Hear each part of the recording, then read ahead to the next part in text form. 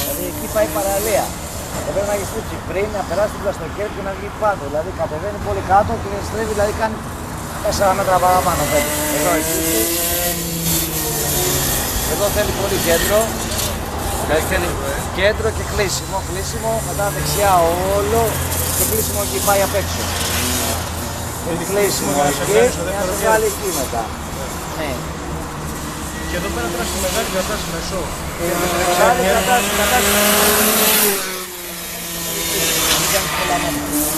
Το αφήνεις και έρχεται εδώ και φτάνει εδώ και ξανά κάτω.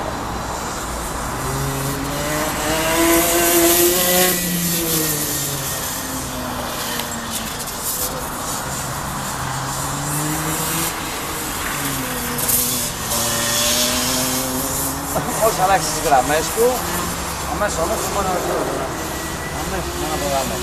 Και μετά σταματάει το γκάζι.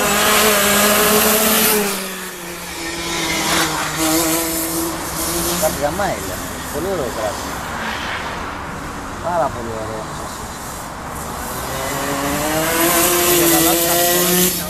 Μια χαρά είναι. Εκείνες που πιέζουν με το τιμόνι και που πάνε. Όχι, έχει τα μύτια, δεν έχει τα μαλακά. Μια το πιέζει εκείνος με το τιμόνι και το γλιστράει. Δηλαδή μόλις το βρει θέλει λίγο τιμόνι, δεν θα γλιστράει πίσω.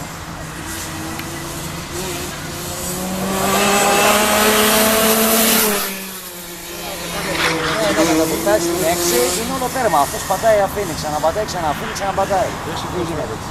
Μετά τη δεύτερη φορά πήγα το Σάββατο, δοκίμασα το έβασα μούδιαζα και μου έκανε το πίσω. Μάζευα συνέχεια. Ερχόμουν και τα άφηνα ξάφηνα. Το κάνε και στις μαλέτες και η στροφή την κάνεις ησυχία. Δεν πας έτσι.